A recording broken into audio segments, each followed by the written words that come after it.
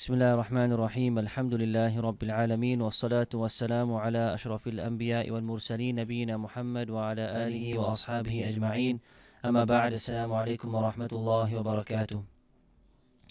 Alhamdulillah, we had lesson number 4 tonight on the foundations of Aqeedah, and in last week's class we spoke about the importance of following the Salaf. And we gave evidences for this from the Quran and the Sunnah, and we spoke about the definition of who the Salaf are, like the pious predecessors concerning the first 3 generations. Okay. The next section in the notes speaks about implementation. And what does it mean? So we've spoken about the importance of it, but what does it actually mean to say we follow the way of the Salaf? Right? It means to adhere to the way of the righteous predecessors in understanding and practicing Islam, and this involves following the Quran and Sunnah, yes. Okay? But what we will find is every single group claims to follow the Quran and Sunnah, right?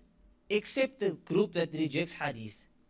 But every single group of Islam claims to follow the Quran and the Sunnah, including the Shia, including the extreme radical groups. They claim to follow the Quran and the Sunnah. What sets this methodology apart is that we follow the Quran and Sunnah, yes, but there's an additional condition to this. And that condition is that we will follow the Quran and Sunnah according to the way it was understood by the Salaf. The way it was understood by the Salaf. So it's not just about Quran and Sunnah, it's about understanding it according to the correct understanding, and not with a modern day interpretation or not with an innovated interpretation. Understand? So the key here is the way it's understood. And it's true, every group does follow the Quran and Sunnah. If somebody doesn't follow the Quran and Sunnah, then they're not technically Muslim. Yes? So they do follow the Quran and Sunnah. The problem is in the way that they do this, in the way that they understand it, in the way that they act according to it. This is where the problem lies. And this is where the difference comes in between every other sect and the group of Ahl Sunnah wal Jama'ah, the group of the Salafiyah group. That is, that they strictly restrict themselves to understanding it the way it was understood by the Sahaba, number 1. And then the Imams of the Tabi'een and the Imams of those who followed them. Shaykh al-Islam ibn Taymiyyah, he said, you should know that the distinguishing sign of Ahlul Bid'ah, all groups of innovation, is abandoning the following of the Salaf. That's their distinct sign, that they will go to interpretations that are not found in the early generations. They will go to interpretations and tafsir and ta'wilat, which means interpretations that are, like we said, maybe modern day, okay, many years later, and are maybe based upon ilmul kalam, which is that, what's the word? Not philosophy, it's slightly different to philosophy, but it's principles that have been derived from the Greek philosophers. And for this reason, he said, Imam Ahmad rahimahullah stated in his treatise narrated by Abdus ibn Malik, that the foundations of the Sunnah with us are to hold fast to that which the companions of the Prophet of Allah sallallahu alaihi wasallam were upon. The foundation of the Sunnah with us is what? Is to hold on to what the Sahaba were upon. That's what Imam Ahmad rahimahullah ta'ala, he said. Imam al-Awza'i, again one of the classical Imams, he said, patiently restrict yourselves to the Sunnah and pause where the people paused. And you don't need anything new. Stick to what the Sunnah says. Anything that's besides it, ignore it. Say what they said and avoid what they avoided. Say what they said. The Sunnah, the Prophet ﷺ and his companions. Say what they said. Imitate them and avoid what they avoided. Take to the path of the Salaf, for indeed what was sufficient for them is sufficient for you. This is the advice of one of the great Imams of the past, Imams of Ahlul Hadith. Right? What was sufficient for them is sufficient for you. This is very important, because these days you will be told that's not enough. We need something more. We have new doubts that have come up about. We need to delve into new arguments. We need to go into new sources of law. That which the Salaf addressed was only for their time. It only addresses certain issues, and the rest of the issues today, we have different issues. We have new issues. So we have to go to other sources of law. This is where the problem comes in. Okay? So, implementation, again, in theory is what? In theory is that we place this condition of the understanding of the Sahaba, according to the understanding of the Sahaba. Then we have the Salaf and their unity in Aqeedah. The Salaf and their unity in Aqeedah. Question, especially if you haven't read the notes, did the Salaf differ in matters of Aqeedah or not? No. Did the Sahaba differ in matters of Aqeedah? Did the Tabi'een differ in matters of Aqeedah or not? Okay? The answer in general would be no. But there's a bit more detail to this that we have to clarify. So firstly, the Salaf had a unified understanding of the core issues of belief. Their Aqeedah was built on the Quran, Sunnah and consensus of the Sahaba. On the main core issues, they never differed. They never differed. You take the 6 pillars of Iman, they never differed. You take the matters of the unseen, they never really differed. You take in each pillar of Iman, right? Like believing in Allah, they never differed. When it comes to Tawheed, one wasn't calling upon the dead and the other said no, it's shirk. Like we have today. People are differing in matters of Tawheed. One group is saying to worship other than Allah the dead is shirk. Another group is saying what? No, it's not shirk. One group will say it's bid'ah, another group comes and says no, it's not bid'ah, it's permissible. It's actually recommended. So we have different views in what? A core issue of belief. Right? Calling upon the dead or worshipping other than Allah is related to the kalima of La ilaha illallah, the first pillar of Islam. This is not a secondary issue. This is a primary issue. It's a core issue. So the Salaf never differed on this. You don't find they had these different beliefs like we find today. Understand? And this is where we have a problem today. Core issues, there was no differences of opinion. Similarly, understanding Allah's names and attributes. Understanding His names and attributes is a core issue. It's part of Iman in Allah. It's part of how you believe in Allah, how you understand Allah, how you know your Lord. You know your Lord. Yani imagine somebody says to you, Allah has no names and Allah has no attributes. Jahmiyyah said Allah has no attributes. The sect. That means you cannot describe Allah with anything. How do you know who Allah is? Understand me? If we say Allah had no names, or those names have no meanings, how do you know your Maker? Who are you worshipping? What are you worshipping? So when you negate Allah's names and attributes, you are in reality, what are you negating? You are negating Him. You are negating Him. You are taking away from His greatness. How are you going to love something that you know nothing about? You don't know Him. You know nothing about His names, nothing about His attributes. You cannot describe Allah to anyone. How are you going to love Him? How are you going to worship Him? How are you going to fear Him? It's a core issue. It's not a side issue. It's a primary issue. Alhamdulillah, the Salaf never differed on this issue. The Sahaba never differed on these issues. These differences of opinions came later on. That's what we have to clarify. So they never differed on fundamentals such as the attributes of Allah, on Qadr, Allah's decree. They were in agreement on these issues. Rulings on people or leadership issues. Right? They would obviously, if they did differ, they would come together, have a discussion, sort it out and move forward. We mean, like leadership here, we mean the Khilafah. For example, the Sahaba didn't differ on who the Khalifa should be. Like, should it be Abu Bakr or Umar or Ali or Uthman? Who should have been first? The Shia came along and said what? Ali was supposed to be the Khalifa. Abu Bakr stole it from him. And then Umar kept it away. And Uthman, and then it came to him. Ahlul Sunnah, the Sahaba never differed on this. It's not like, oh, there are difference of opinion amongst them and eventually Abu Bakr got chosen. They had an agreement amongst each other. All of them agreed, Ali included, that who? Abu Bakr will be our leader. Abu Bakr, after the demise of Rasulullah sallallahu alaihi wasallam, Abu Bakr will be the leader.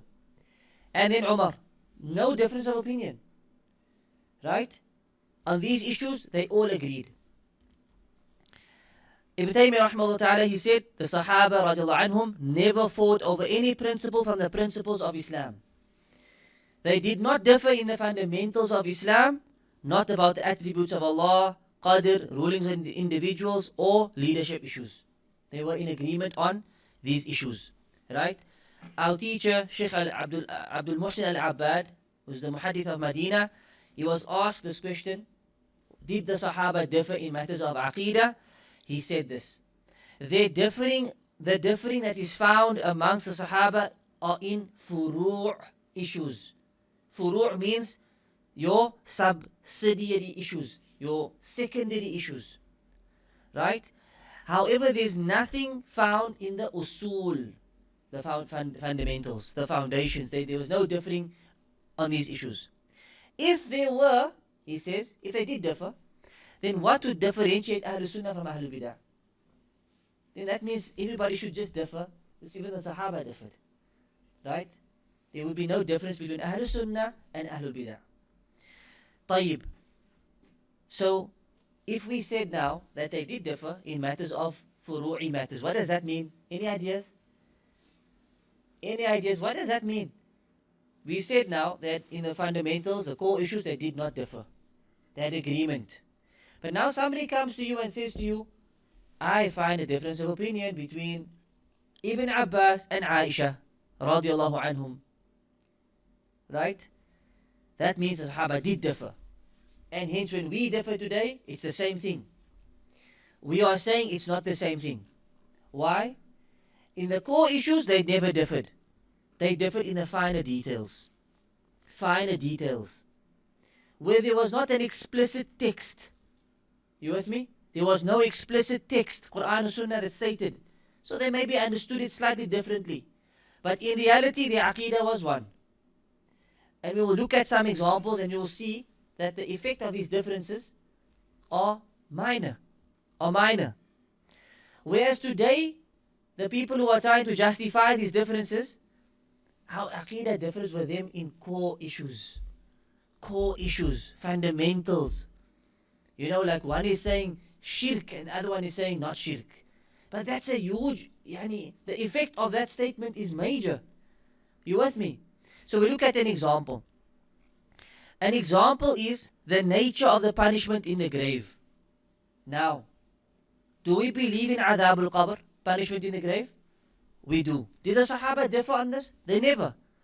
Mu'tazila came along, the sect, the rationalists, and they said, we don't accept punishment in the grave.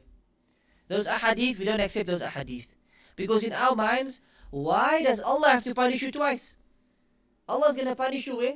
In Jahannam. Why would He have to punish you in the grave? That doesn't make sense to me. So khalas, I don't accept what? Adhab al-qabr. This is not this difference of opinion we say is what? Is we don't accept that. Your view is batil. It's not accepted. It's not entertained. That's a bid'ah and nobody should follow you in this, and we will warn against this viewpoint. Because it goes against clear text. So many ahadith speaking about what? Adhab al-qabr. Right? Tayyib. But what did the Sahaba or the Salaf differ on? They said, we believe in adhab al-qabr, but what's going to be punished? Is it the body? Or is it the ruh? Or is it both? Where will the punishment descend? Is it the ruh or the body? Now this is what? This is why we're saying this is not a core issue. It's a finer detail here. This is going a bit deeper into the issue. Where exactly is that punishment going to fall? Is the punishment going to be on the body or the ruh? But what effect does this difference have? This doesn't change our aqeedah really. We're telling people, be careful of adhab al-qabr. Seek refuge in adhab al-qabr. Because we believe it's real. Whether you say it's the ruh or the body, doesn't change anything. It's still a punishment in the grave. For example, we believe on Qiyamah there will be a mizan, a scale. And your deeds will be weighed. Yes? What exactly is meant by this? What is meant? What's going to be weighed? Is it the deed itself? Or is it your book of deeds? Will it be the book that comes out of your right shoulder and your left shoulder and placed on the scales? Or will it be your actual deeds placed on the scales? Or what about the person himself? Some scholars said that the person will be put on a scale. And like this, his deeds will be weighed. Again, these are finer details. That doesn't really affect our beliefs. You could argue that, okay, it's a matter of Aqeedah, it's not a fiqh issue. But in reality, it's a secondary issue. It's a finer detail issue, but it's not a core issue of belief. It's not like they came and said, we don't believe in the weighing of the deeds. We don't believe in the scale. The paradise in which Adam alayhi salam lived, was it Jannah, the Jannah of eternity? Or was it a special garden on earth? Understand? Because how did they get to this argument? If you think about it, you think, well, Iblis was kicked out of Jannah, right? Because he refused to prostrate to Adam. But yet he came and he whispered to Adam. How did he get into Jannah? Do you get my point? So the scholars started to think, maybe that Jannah is a different Jannah. Maybe it wasn't Jannah like we know it, maybe it was something different. Ala kulli hal, these discussions, if there's no text there, this is just what we call ijtihad. It's a ra'i. This is a scholar going into his personal opinion. At the end of the day, if you differ on that, at least you did not differ on what the core issue, which is Adam alayhi salam was real. He ate from the apple. He was expelled from paradise. Iblis, did the waswasa. These things that there's no difference on. Just the core, not the core, the finer details. And then there's the famous example, which is, did the Prophet sallallahu alaihi wasallam see Allah with his eyes or with his heart, or what did he see when he did the Mi'raj? When he did the Mi'raj, Isra Mi'raj, he went up into the heavens. He reached a point where even Jibreel could not go. Jibreel said, this is the point I cannot go beyond, and he went above. And he spoke to Allah. We know this, the story. He was given the salah, etc. However, we find one narration in Sahih Hadith. Aisha radiallahu anha asked, did he see Allah? When he went all that way, did he see Allah? Aisha said, whoever says he saw Allah has lied. Whoever said he saw Allah lied. La tudrikuhu al-absar. Because the Quran says, no eyes can capture Allah in this life, in this hayah. We know in paradise, Allah will be seen, as per the hadith. Allah will be seen. But in this dunya, in this life, nobody sees Allah. La tudrikuhu al-absar. You cannot see Allah. The Quran says. So Aisha says, whoever says he saw Allah, lied. Ibn Abbas said, he saw Allah. In one narration he said, he saw Allah with his heart, not with his eyes. So is this khilaf or not? Is this khilaf or not? Most people say, well, there you go, they differed. They differed. Firstly, it's not a core issue. It's a finer detail. Secondly, scholars like Shaykh al-Islam Ibn Taymiyyah and Ibn al-Qayyim actually argue that if you look at the different wordings of these, what Ibn Abbas said and Aisha said, you will find that there's no actual ikhtilaf. That they both agreed he did not see Allah with his eyes, but he saw Allah with his heart. He saw Allah with his heart. Wallahu a'lam. But what's our conclusion on these matters? Our conclusion is that we shouldn't make a blanket statement and say, there's no ikhtilaf. Somebody might come to you and say, what do you say about these ikhtilafat? Right? At the same time, we don't open the door for ikhtilaf and say, well, the Sahaba differed, we can all differ on Aqeedah. You have your belief, I have my belief. What's the ayah that they use? Lakum dinukum waliyadin. Yes? No. That's actually incorrect. What we find is, most Aqeedah issues have no dispute. Most Aqeedah issues have no dispute because they are established with clear evidence in the Quran and Sunnah. The disagreement exists in only detailed branches, specifics, right? Where there's no explicit text, or where the text is not definitive in its meaning. It's not clear cut. And this is where they would have differed slightly. Understand? So this is very important to understand. Once again, it's a foundation of our belief, that we believe the Sahaba did not differ in the core issues. Hence, we should not differ in those core issues. However, in this finite details here and there, minute details, this is where there was some khilafat. And we could argue there's room for ikhtilaf in those issues. Right? Why is there room for ikhtilaf in those issues?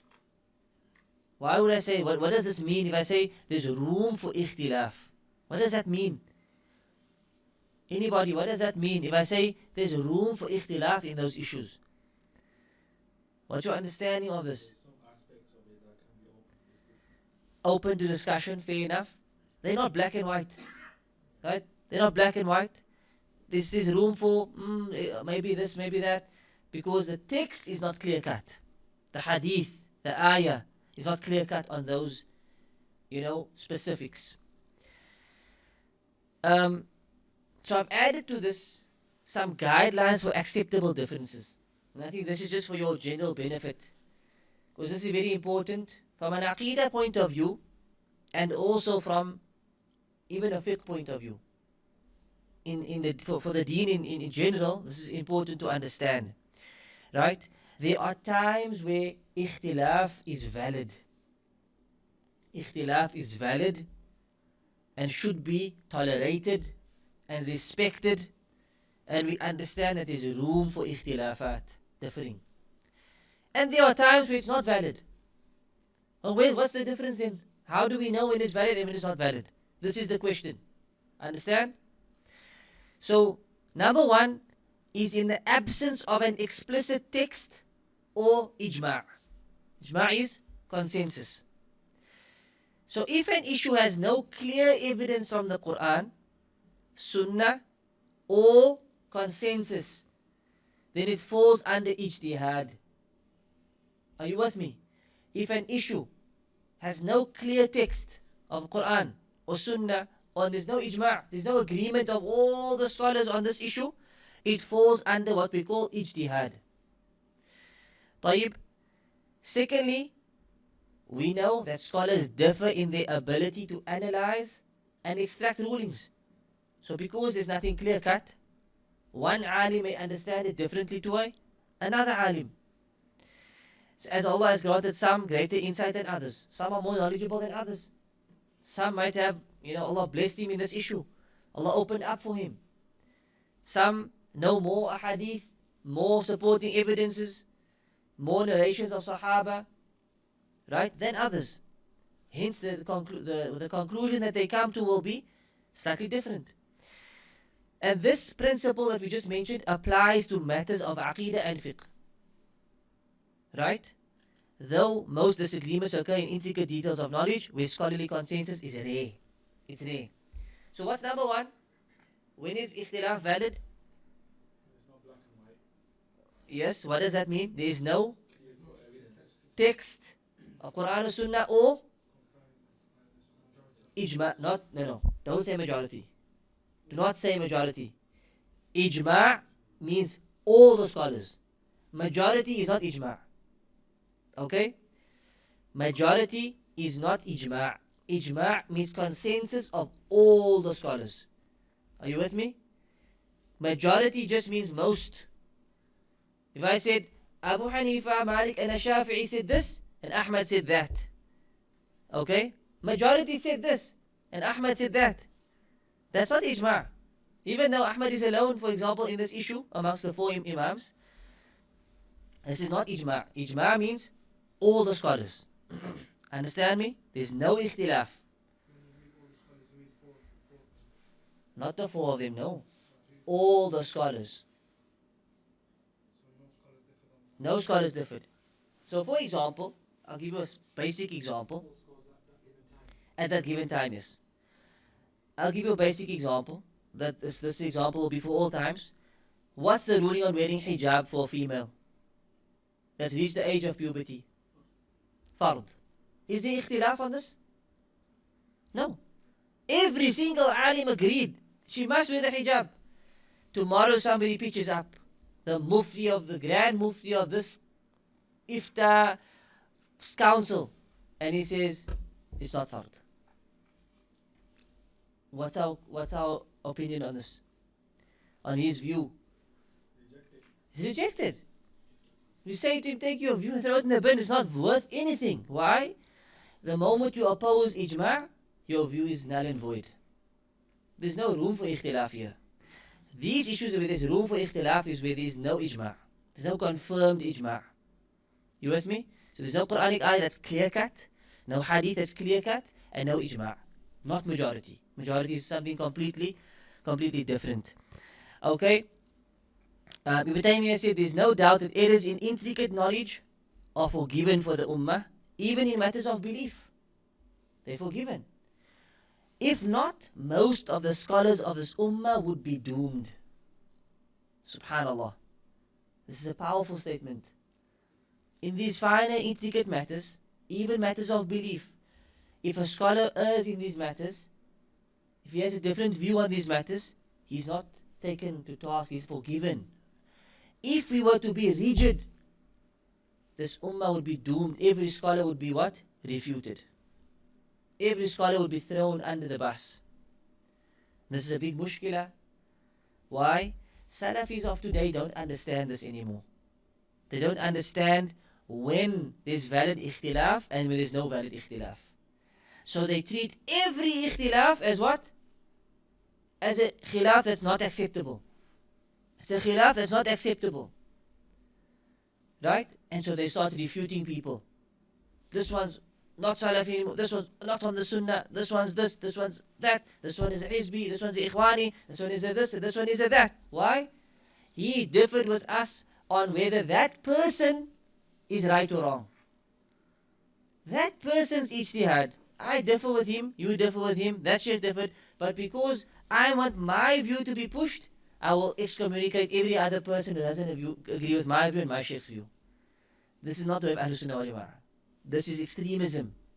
This is extremism where you are being mutashaddid, severe on issues where there's actually some room for differing. Right? And especially in matters of fiqh. Especially in matters of fiqh, where they will come down hard on a person because the person didn't put his hands on his chest in the salah, or the person did not go down on his hands first in the salah, or the person believes you can pray 20 raka'at of taraweeh. He says praying 20 raka'ats, no problem. As is the view of the vast majority of the scholars of the ummah. A guy will come and say, that's a bid'ah, you are doing bid'ah, you're calling to bid'ah, you are innovator. Wallahi, this is jahal fawq al-jahal. This person is an ignoramus, that's what he is. He hasn't understood the deen, nor the principles of the deen, nor how the deen works. If you say that person is an innovator, you have accused Imam Ahmad of being an innovator, Imam Ash-Shafi'i of being an innovator, Imam Malik and Abu Hanifa, and 90% of the Salaf of being innovators, because of your limited understanding of the deen. So this is very important to understand. This here that we're talking about now is very important to understand, because you can become an extremist, a radicalist if you don't understand this. Right? If there's no clear text or there's no ijma', it becomes an ijtihadi issue, which means it's open to interpretation, and we treat it with what? Respect and leniency. You are not allowed to fight each other on these issues, or refute each other, or boycott each other on these issues. Right? We go back to the Salaf. We go back to the Sahaba. This is the way of the Salaf. What did they do? What happened? An example. Uthman ibn Affan is a Khalifa. Uthman. They go for Hajj.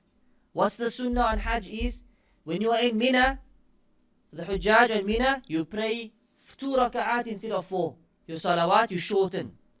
Right? You're like a traveler. So you pray like a traveler on Hajj. This was how the Prophet ﷺ did it. Uthman radiallahu anhu came and he prayed 4 raka'at. He prayed differently. He prayed 4. And the ulama said the reason he did this was because he believed he was a resident of Makkah. And he was married to a woman in Makkah. So as an imam, he's leading the salah. He doesn't pray qasr, he prays what? In full. Ibn Mas'ud comes to him and says to him, the sunnah is to pray 2, not 4. And Uthman doesn't agree with him. Not in my case. Ibn Mas'ud says we should be praying 2. It's not in my case. And Uthman leads. What did Ibn Mas'ud do? Did he pray 4 or did he pray in another jama'ah? Pray another jama'ah? Did he refute Uthman and say he's doing a bid'ah? He prayed 4. And they came to him and said, you said Sunnah is to pray 2, but you're praying 4? He said, Al-Khilafu Shar.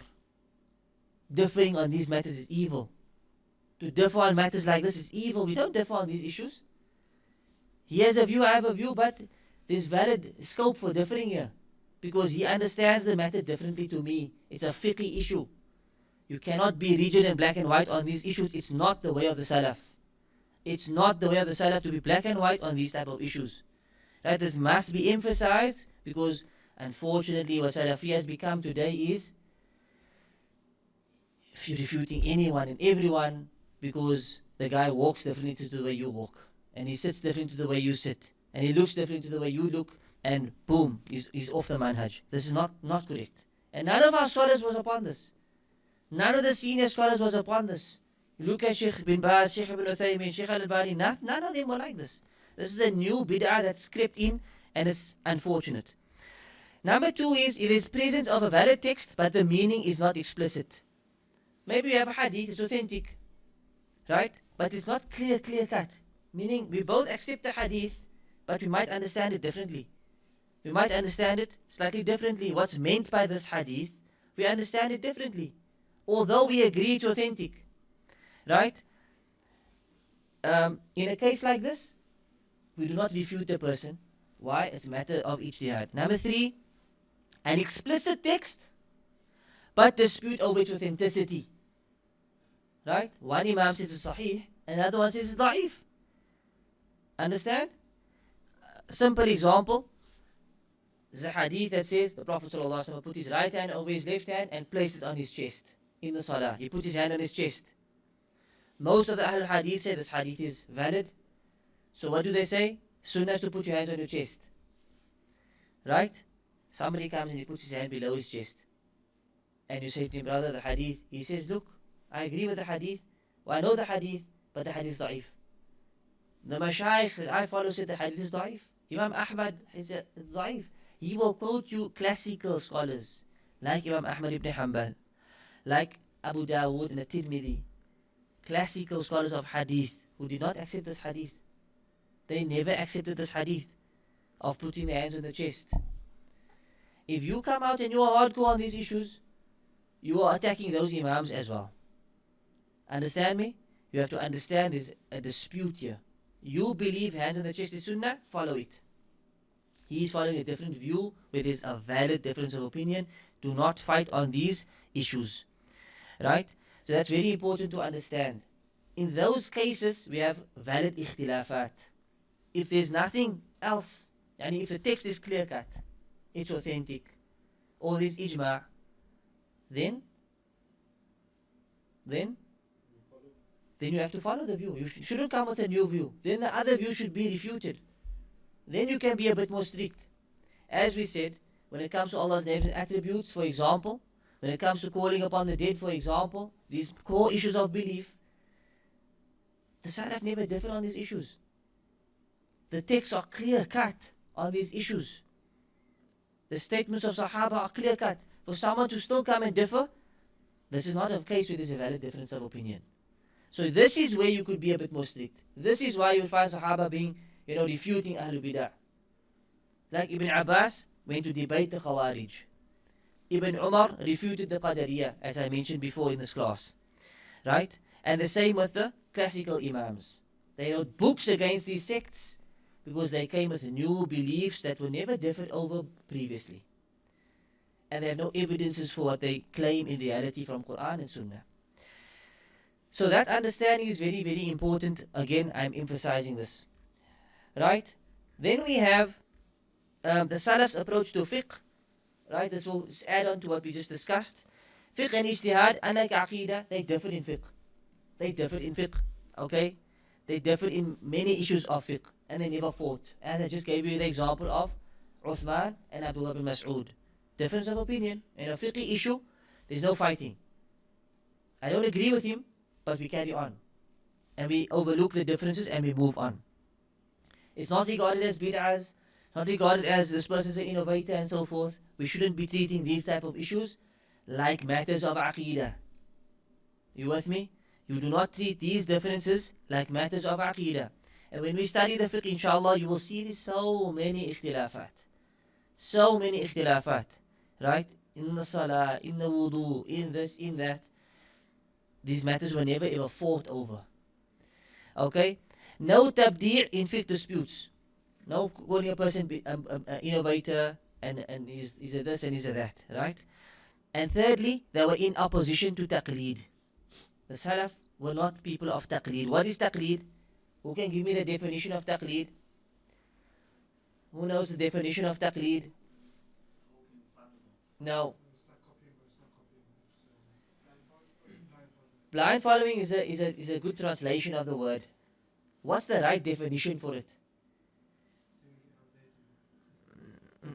There's a definition all of the scholars give for taqleed, which is to accept the statement of a scholar without knowing his proof. To accept the view or statement of an alim without knowing his evidence, that's taqleed. You with me? So if I said to you, such and such a thing is haram, you say, okay, Sheikh, shukran, jazakallah khair, and you go. That's taqleed. You just took my view without knowing my evidence. You understand me?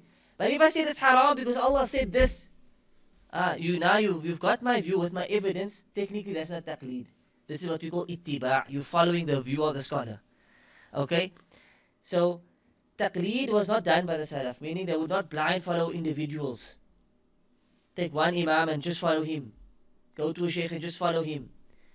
They would always look for evidence, try to follow the strongest evidence, because ultimately the intention was to follow the sunnah of the Prophet ﷺ and not an individual. Right? So tawheed of ittiba' they call this, meaning they only wanted to follow one person. And that is the Prophet ﷺ and not any individual. So in a nutshell, that's how they treated fiqh. I'm not going to go into too much detail there, that we can discuss in the fiqh class inshallah in more detail. So practical implementation, adhere to the sunnah, follow the path of the Salaf by limiting your understanding of the Quran and Sunnah to their interpretations, especially on agreed upon issues. That's number one. That's what we touched on before, right? 2, avoid innovations. Distance yourself from methodologies and beliefs introduced after the time of the Sahaba. Any new Aqeedah that comes about, it was not the Aqeedah of the Sahaba, khalas, leave it out. Any new deeds, actions that they didn't do, leave it out. It's basically a bid'ah. Thirdly, follow their models. Not only in Aqeedah issues, but in their akhlaq, their etiquettes, their adab, their par excellence. So even on these issues, we want to follow the Sahaba, radiallahu anhum. And number 4 is unite on the fundamentals. Seek unity with fellow Muslims on the foundations of Islam, avoiding debates on permissible differences. Right? This is part of the way of the Salaf, is to unite the Muslims. Try to have unity. Not this idea of each group. We want to unite on our Aqeedah. Where there's room for ikhtilaf, we don't have to debate and fight over these issues. Right? We can overlook those differences. Acknowledge we have differences on these issues and move on. That's the Sheikh's view. That's my view. Carry on. He's following a valid viewpoint. I'm following a valid viewpoint. Alhamdulillah, we move on. This doesn't mean that we don't discuss the issue. You can have a discussion, scholarly discussion, discuss the issue, but to debate and to fight and to argue, this is not the way of the Salaf. Right? Ultimately, we want to be united as much as possible. So, from what we've mentioned so far, we've basically proven, inshaAllah ta'ala, and we've looked at the practicality of this methodology, implementation of this methodology, that this is the right way. And we have no doubt that this is the correct way, the way of the Salaf. Okay? Or also known as Salafiyah. There are other names that are given to this methodology, like Ahlul Sunnah wal Jama'ah. Ahlul Sunnah wal Jama'ah basically means, Ahl means the people. Ahlul Sunnah, the people of Sunnah, and Jama'ah, people who are gathered together. They are a group. Also, Ahlul Sunnah, people of the Sunnah, or even Ahlul Jama'ah. Some scholars refer to them as Al Jama'ah, as per that hadith that I mentioned last week, where the Prophet ﷺ was asked which group is going to Jannah, he said the Jama'ah, Al Jama'ah. Ahlul Athar, or As-Salaf Salih, right, the righteous predecessors. Ahlul Athar. In English you find Atharis. People call themselves Atharis. Athar means narrations or reports. So the people who follow narrations, people who follow reports, they are Atharis or Ahlul Athar. Ahlul Hadith, right, the people of Hadith. It's another synonym for the same methodology. Ahlul Hadith, the people who follow Hadith, whose Aqeedah is based upon Hadith, Manhaj is based upon Hadith. And I'm going to clarify something here, and that means, it's different to the Ahlul Hadith movement that you find today in the world, like the Markaz Ahlul Hadith. And I'm not here to attack the Markaz Ahlul Hadith, but that is a different movement, yes? Some of it is political, and sometimes they have different approaches here and there. But when we say Ahlul Hadith, we mean the classical Ahlul Hadith. Like Bukhari and Ahmad bin Hanbal and those Imams that were called Ahlul Hadith, yes? These groups today are, inshallah, called that because they want to be like them. But this is not what we mean in this year, in this, because obviously we're talking about the predecessors here, right? Not modern day Ahlul Hadith. Al-Firqatun Najiyah, the saved sect. Where does this come from? Where does this name come from? This is the hadith of the 73 sects. That's the saved group.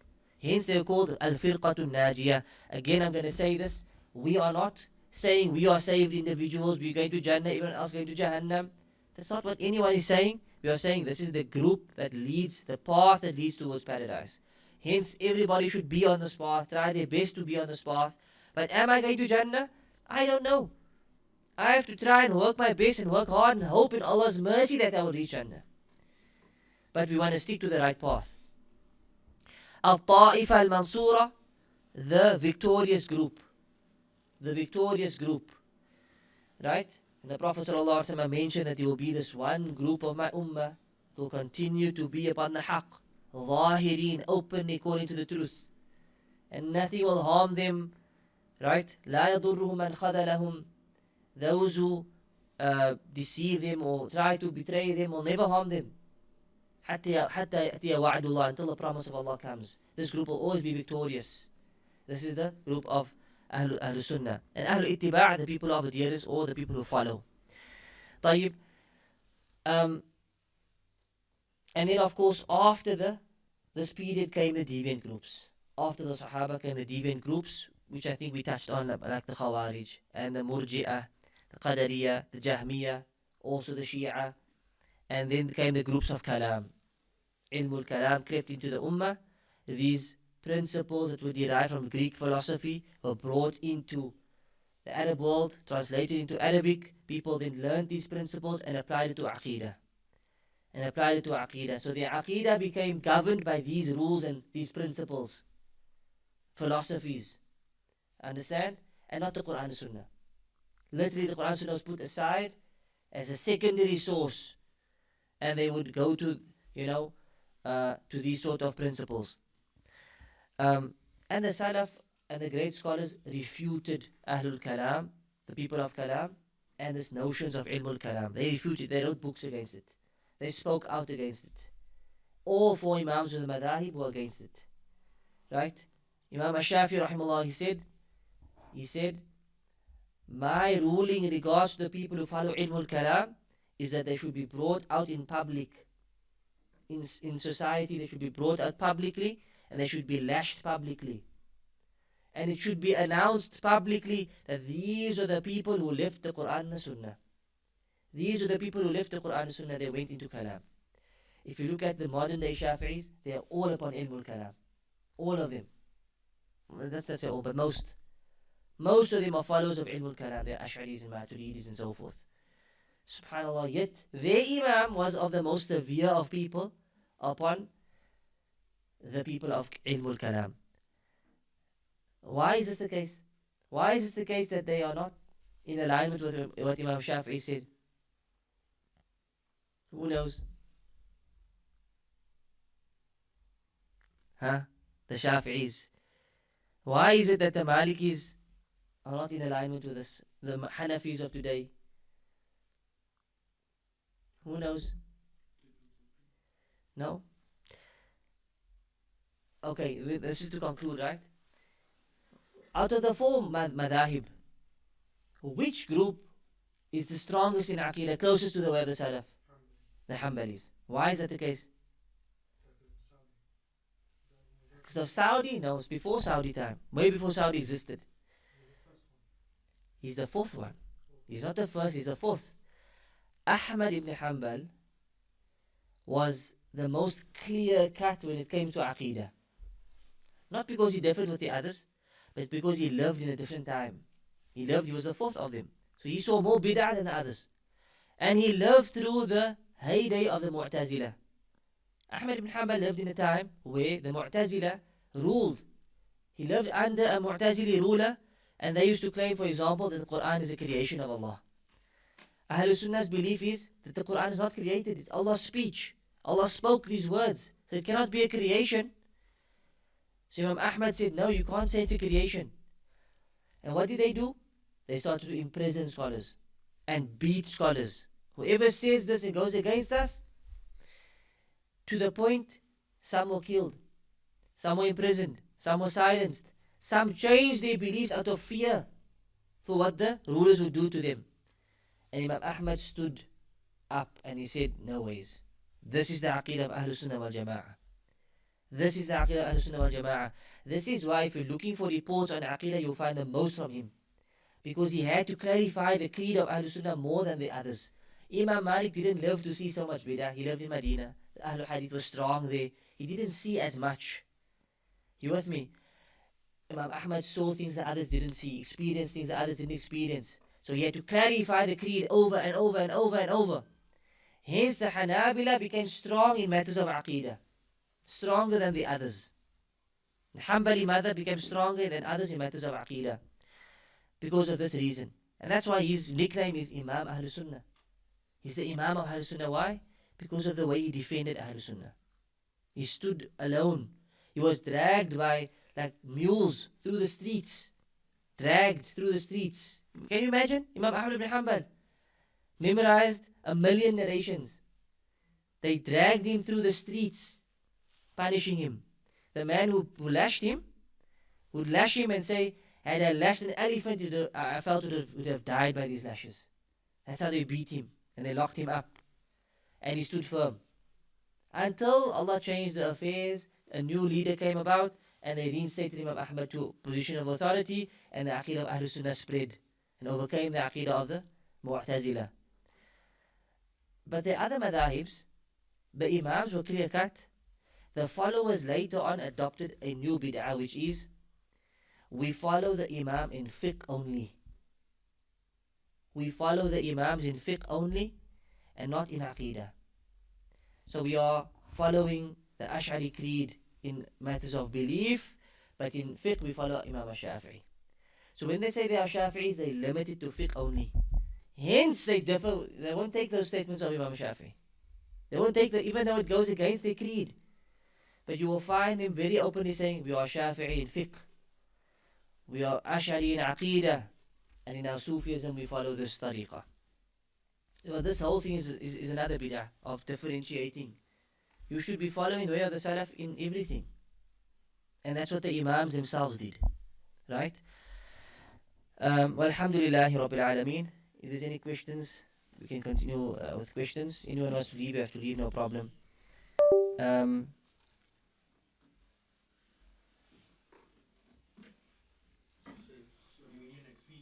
Yes, I'm here next week, yes. Week after I'm not here, yes. So technically next week will be the last dars. Next week will be the last dars. Then I'm away in the school holiday. And then